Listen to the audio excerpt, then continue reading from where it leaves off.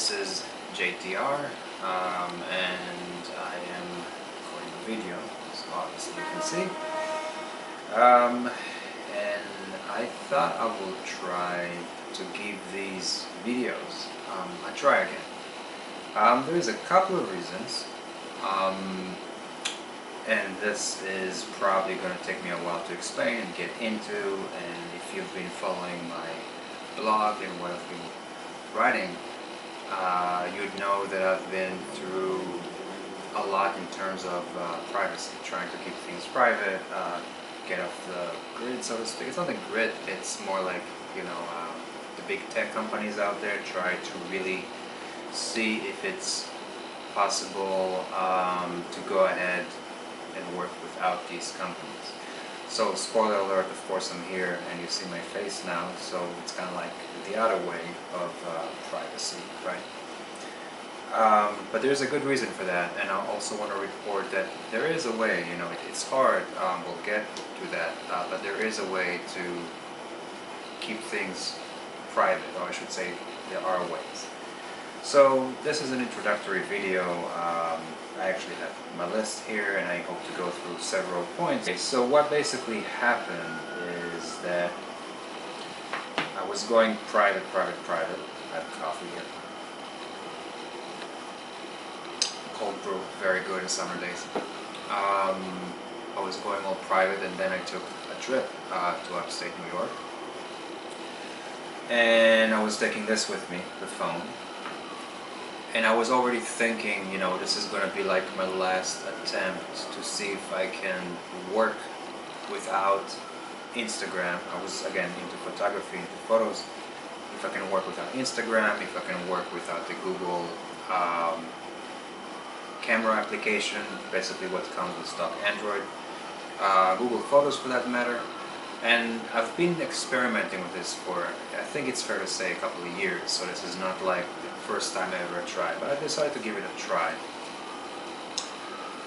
And this was kind of like being a devil's advocate, so I decided I'm going to use Instagram and Google Photos and my phone and see what happens, because I'm recording this with my professional camera.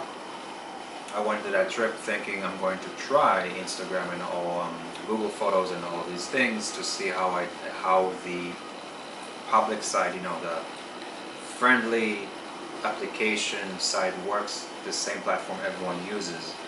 At the time I was using a version of, I'm going to say it right, OSM and, yeah, Open Map. Right now I forget, I'm probably going to learn it. Open Maps Android on my phone, which has been very useful. The phone is still in stock Android, but I was considering wiping it and using Graphene OS. And I didn't use Instagram, of course. The conclusion of it was that, oh boy, I'm missing a lot. A lot by trying to go private. And it's in all aspects. I want to be open about this. It's in all aspects. It's not just, there is the technical aspect that it's really super easy to take the phone, and this is a superior phone for photography. I'll try to get into that too, but take this phone, take a picture of something, use an app that is now acquired by Google, Snapspeed, that I know how to use and is pretty darn good. Use this app to modify, edit the image a little bit, upload it to Google Photos, which is just handy and is there, and from there I can share to whatever I want.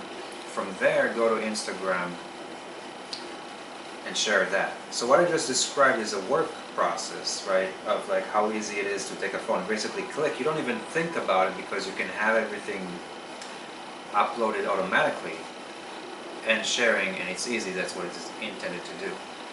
Not only the workflow was so much easier than taking this camera, this physical camera, click, take the SD card out, extract it, upload it to my server back at home, then using Darktable, we'll talk about this as another application, to edit the photos, and then try to find a platform because I can't use Instagram. This is so much better and easier and faster.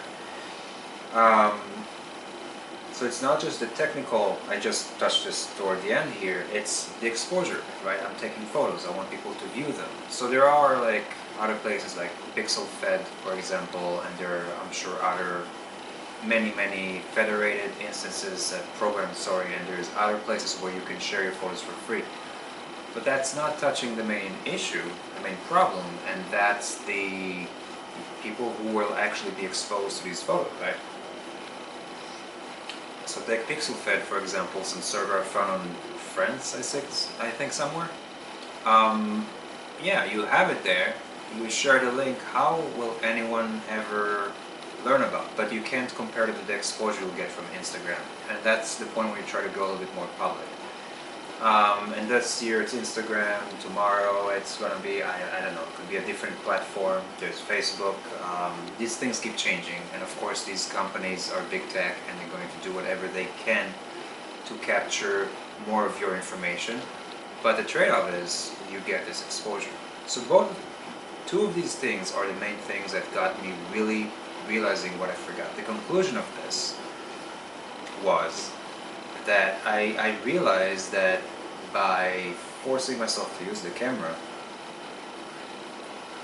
the physical camera, and using Darktable, and using, exporting the pictures out of the SD card and uploading to my Synology, and then all of this, because it's a lot of effort and it requires a certain setting, I have sabotaged my ability to take photos all the time, basically, because again, with the phone, it's very easy. It's not just the photography though, this is a good light tool. It is light to hold, it is small. I'm comparing it to my iPhone, which I have, the iPhone 8. It is a full, bezel, top to bottom. It has the warranty on it, I got it through Google, so it means if something breaks, they replace it. It's a good tool that I'm not using to the full potential because I'm trying to strip it from everything Google. But everything Google, in many ways, it's what this device is. There's an open source alternative for everything. But this thing functions so great on its own.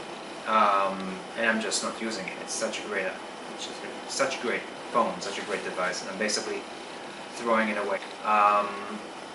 This is why I kind of took a pull back, kind of realized through the photos in the beginning, but through other things going on, that going all privacy has a steep price to it. You can do it, but you need to be sure, like, what are the aspects of your life that you're trying to keep private. That's I would say a more mature angle to look at this, rather than have everything private, because you're never going to succeed, because something is always getting tracked. So what are the aspects you're trying to keep private, and how are you going to do that? Because you're missing out on other things that might just function well public. And I'll touch more of these on the next video. This has been long enough of me rambling, I think. Alright, so thank you. It's JTR signing off.